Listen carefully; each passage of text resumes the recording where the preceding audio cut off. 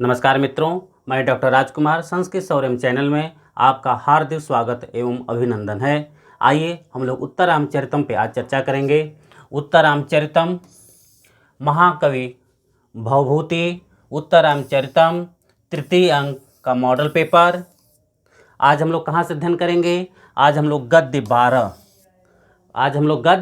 12 एवं श्लोक 5 का अध्ययन करेंगे।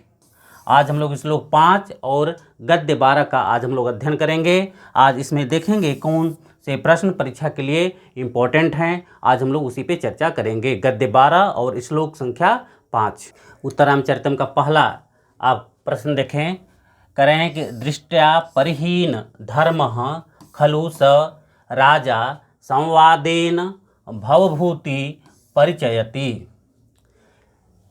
इससे संबंधित 4 विकल्प आपके सामने दिया गया है।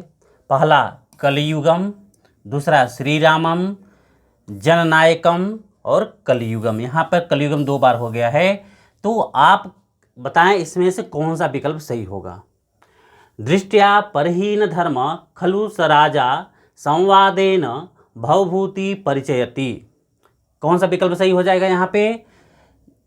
गुड, यहाँ पर ख विकल्प सही हो जाएगा। कौन सा विकल्प होगा? ख विकल्प, श्री रामम हो जाएगा। क्या हो जाएगा यहाँ पे? श्री रामम हो जाएगा। ख विकल्प सही होगा। दूसरा प्रश्न देखिए। दूसरा प्रश्न है कस्य कस्याः संवादस्य पश्चात इति शुद्ध विस्कंभकः भवति। शुद्ध विस्कंभक होता है। कस्य कस्या, किसके संवाद के बाद शुद्ध विस्कंभकः भवति, शुद्ध विस्कंभक होता है। 4 विकल्प आपको पास दिया गया है। मुरलायाः, तमसायाः, सीतायाः, वासंत्या। कस्य कस्याः संवादस्य पश्चात, किसके संवाद के बाद जो शुद्ध विस्कंभकम भवति, शुद्ध विस्कंभक होता है। कौन से इस पात्र हैं जिस पात्र के संवाद के बाद शुद्ध विस्कंभक होता है? यहाँ पर क्या हो जाएगा? 4 विकल्प दिया गया है। कौन सा विकल्प सही हो जाएगा यहाँ पे? आप बताएं कौन सा विकल्प सही हो जाएगा? क विकल्प सही होगा। कौन सा विकल्प सही होगा? क विकल्प सही होगा। मुरलायाः संवादस्य पश्चात शुद्ध विस्कंभकम भवति। क्लियर हो गया? क विकल्प सही होगा, मुरलायाः। 3 नंबर का प्रश्न देखिए। कह रहे हैं कि ग्लपयति परिपांडु छामस्याः शरीरम इत्यस्मिन् पदे अस्याः इति पदेन कः संकेतितः। इसमें जो अस्याः शब्द आया हुआ है यहाँ पर, इस अस्याः पद से क्या संकेतित हो रहा है? तो ग्लपयति परिपांडु छामस्याः, तो यदि अलग कर दीजिएगा तो क्या हो जाएगा? छामम अस्याः शरीरम इत्यस्मिन् पदे अस्याः इति पदेन कः संकेतितः। क्या संकेतित हो रहा है? 4 विकल्प दिया गया है यहाँ पे। क मुरलायाः, ख तमसायाः, फिर इसके बाद ग सीतायाः, घ वासंत्या। 4 विकल्प आपके सामने प्राप्त हो रहा है। अस्या पर यहाँ जो आया हुआ है ये किसके प्रति संकेतित हो रहा है? क्या मुरला से इससे संबंधित है, कि तमसा से संबंधित है, कि सीताया से संबंधित है, कि वासंत्या से? अस्या किससे संकेतित है? आप बताएं। गुड, किससे संबंधित है? ग सीताया से संबंधित है। अस्या सीतायाः, अस्या सीतायाः। यहाँ पर ग विकल्प सही हो जाएगा। 4 नंबर विकल्प देखिए। सरदीज इव घर्मः केतकी अत्र घर्मः इत्यस्य अर्थः वर्तते। इसका अर्थ क्या है? सरदीज इव घर्मः केतकी अत्र घर्मः इत्यस्य अर्थः वर्तते। इसका अर्थ क्या होगा? चौथा का। इसका 4 विकल्प आपके सामने दे रहे हैं। पहला क आतपः, ख गात्रम, ग कठोरः। जो यहाँ पर घ दे रहे हैं, ये जो घ है यहाँ पर क्या दे रहे हैं? कृशम। क्या दे रहे हैं? कृशम। अब यहाँ पे जो घर्मः है, घर्मः का क्या अर्थ होगा आपको बताना है कि घ का यहाँ पर जो घर्मः शब्द है इसका क्या अर्थ होगा। 4 विकल्प में से कौन सा विकल्प सही हो जाएगा इसमें से? गुड, कौन सा होगा? क विकल्प सही होगा। आतपः क्या हो जाएगा यहाँ पे? घर्म का अर्थ हो जाएगा आतपः। घर्म का क्या अर्थ हो जाएगा? आतपः अर्थ हो जाएगा। पांचवा देखिए, पांचवा प्रश्न है घर्मः केतमी गर्भपत्रम इत्यत्र गर्भः शब्दस्य प्रयोगः कस्मिन् अर्थे? जो गर्भः शब्दस्य प्रयोगः कस्मिन् अर्थे अस्ति, किस अर्थ में है? गर्भ का यहाँ शब्द का अर्थ किस अर्थ में है प्रयोग किया है? कस्मिन् अर्थे। तो दे रहे हैं यहाँ पर 4 विकल्प। पहला गात्रे, दीर्घ शोके, मध्य, वर्धिते। 4 विकल्प यहाँ पर दिया गया है। पांचवा का 4 विकल्प आपके सामने प्राप्त हो रहा है। गात्रे, दीर्घ शोके, मध्य, वर्धिते। इसमें से गर्भ शब्द से प्रयोग कस्मिन् अर्थे, किस अर्थ में इसका प्रयोग किया गया है? आप इसको बताएं, पांचवा का किस अर्थ में इसका प्रयोग किया गया है? तो गर्भ का किस अर्थ में? हाँ आप बताएं, क्लियर क्या होगा यहाँ पे? हाँ ग विकल्प सही हो जाएगा। कौन सा विकल्प सही होगा? ग। मध्य हो जाएगा। क्या हो जाएगा? यहाँ पे गर्भ का अर्थ होगा मध्य। गर्भ का अर्थ क्या होगा? मध्य। गर्भ मध्य। 6 नंबर देखिए, 6 नंबर में क्या है? करें दीर्घ शोकः, दीर्घ शोकः इत्यस्मिन् पदे कः समासः? दीर्घ शोकः इत्यस्मिन् पदे कः समासः? इस पद में कौन, दीर्घ शोक में कौन सा समास है? आपको बताना है कि दीर्घ शोकः इत्यस्मिन् पदे कः समासः। ये साहित्य का है, दिमाग लगाइए। 4 विकल्प है। बेभाव समास, द्वंद्व समास, बहुव्रीहि समास, कर्मधारय समास। क्या होगा इसमें? दीर्घ शोकः कौन सा समास हो जाएगा यहाँ पे? बताएं, क्लियर क्या होगा यहाँ पे? यस, घ। क्या हो जाएगा? घ। कर्मधारय समास हो जाएगा। क्या हो जाएगा यहाँ पे? कर्मधारय समास। दीर्घ शोकः में कौन सा समास होगा? कर्मधारय समास होगा। 7 नंबर देखिए, जो प्रश्न 7 नंबर है, करें कि किशल्यमीव मुग्ध बंधनाद इत्यस्मिन् पदे को अलंकारः? किशल्यमीव मुग्ध बंधनाद इत्यस्मिन् पदे को अलंकारः, इसमें कौन सा अलंकार है? किशल्यमीव मुग्धः बंधनाद, इसमें कौन सा अलंकार है? तो अलंकार की बात होती है जहां पर आपको पद में इव मिल जाए। यहां पर क्या मिल गया? इव मिल गया। और इव किसके साथ लगा हुआ है?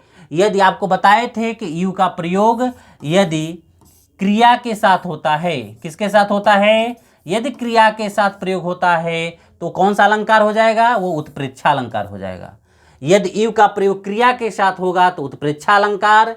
यदि इव का प्रयोग संज्ञा के साथ किया गया है, किसके साथ किया गया है?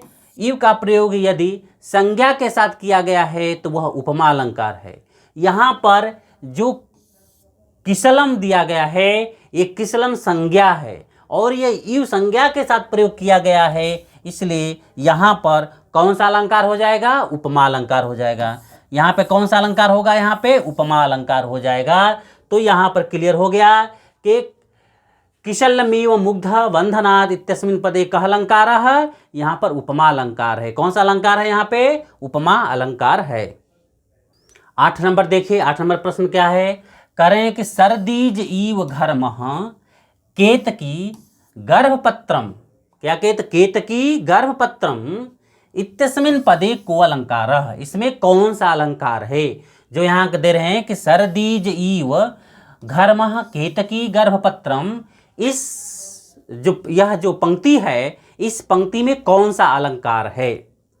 तो इत्यस्मिन् पदे को अलंकार है, इसमें कौन सा अलंकार है? आपको बताना है कि इसमें कौन सा अलंकार है। तो यहाँ पर देखिए, यहाँ पर भी इव का प्रयोग किया गया है। किसका प्रयोग किया गया है? इव का प्रयोग किया गया है। यह इव जो प्रयोग किया गया है, यहाँ पर देखिए ये जो सर्दीज शब्द है यह भी संज्ञा ही है। यह क्या है? संज्ञा है। तो आपको जैसे पूर्व में बताए थे कि यदि संज्ञा के साथ इव का प्रयोग आया हुआ है तब आपको क्या होगा? यहाँ पे उपमा अलंकार होगा। कौन सा अलंकार होगा? यहाँ पर उपमा अलंकार होगा जब इव का प्रयोग संज्ञा के साथ होगा तब। यदि इव का प्रयोग क्रिया के साथ रहेगा तब कौन सा अलंकार हो जाएगा? उत्प्रेक्षा अलंकार हो जाएगा जब इव का प्रयोग क्रिया के साथ होगा। किंतु इव का प्रयोग यदि संज्ञा के साथ प्राप्त हो रहा है तब वह कौन सा अलंकार हो जाएगा? वह उपमा अलंकार होता है। यहाँ पर कौन सा अलंकार प्राप्त हो रहा है? यहाँ पर उपमा अलंकार प्राप्त हो रहा है। 9 नंबर प्रश्न देखें। 9 नंबर में क्या कहें, कहें हृदय कमल शोषी दारुणो दीर्घ शोकः इत्यस्मिन् पदे को अलंकारः। इस पद में, इत्यस्मिन् पदे, इस पद में कौन सा अलंकार है? हृदय कमल शोषी दारुणो दीर्घ शोकः इत्यस्मिन् वाक्य या इत्यस्मिन् पदे को अलंकार, कौन सा अलंकार इसमें प्राप्त हो रहा है? तो यहां पर 4 विकल्प दिया गया है। कौन कौन? रूपकम, उपमा, काव्यलिंग और अर्थांतर न्यास अलंकार। 4 अलंकार यहां पर प्राप्त हो रहा है कि हृदय कमल शोषी दारुणो दीर्घ शोकः में कौन सा अलंकार है, इस पद में, इस वाक्य में कौन सा अलंकार प्राप्त हो रहा है। तो यहां पर बताएं कौन सा अलंकार प्राप्त हो रहा है। यहां पर रूपक अलंकार है। कौन सा अलंकार है यहां पर? यहां पर रूपक अलंकार प्राप्त हो रहा है। इसमें हृदय कमल शोषी दारुणो दीर्घ शोकः, यह याद कर लीजिएगा। इसमें कौन सा अलंकार है? रूपक के पूछा जा सकता है परीक्षा में, इसलिए इसको याद कर लीजिएगा दिमाग में कि हृदय कमल शोषी दारुणो दीर्घ शोकः में कौन सा अलंकार है? यहाँ पर रूपक अलंकार है। कौन सा अलंकार है? यहाँ पर रूपक अलंकार प्राप्त हो रहा है। 10 नंबर देखिए।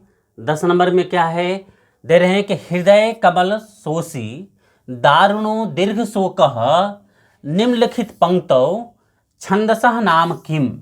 इस पंक्ति में, जो हृदय कमल शोषी दारुणो दीर्घ शोकः, इस पंक्ति में, यह जो पंक्ति दे रहे हैं, इस पंक्ति में निम्नलिखित पंक्तौ छंदसः नाम किम, इस निम्नलिखित पंक्ति में कौन सा छंद है?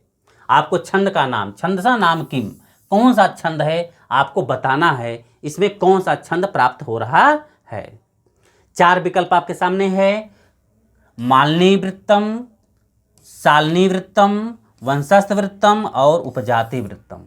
वृत्तम में छंद, कौन सा छंद प्राप्त, 4 विकल्प में से कौन सा छंद प्राप्त हो रहा है? अब बताएं कौन सा छंद प्राप्त हो रहा है।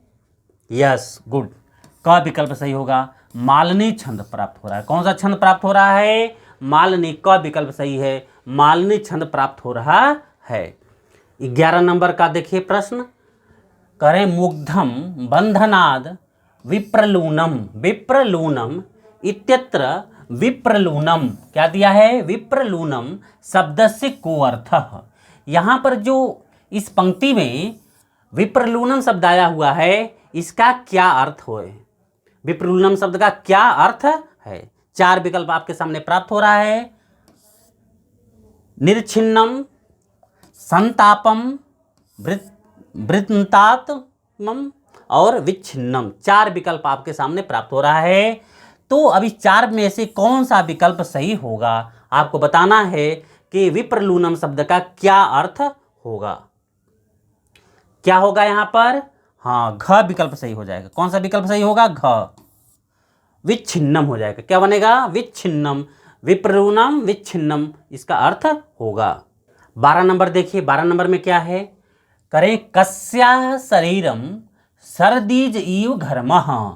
कस्याः शरीरम, कस्याः शरीरम सर्दीज इव घर्मः, किसका शरीर जो है, शरीरम सर्दीज इव घर्मः।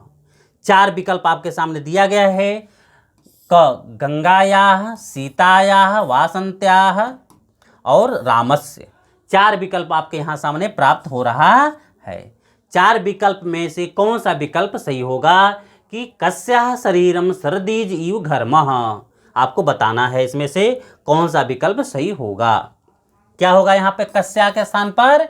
हाँ, ख विकल्प सही हो जाएगा। गुड, कौन सा विकल्प सही होगा यहाँ पे? ख विकल्प सही हो जाएगा।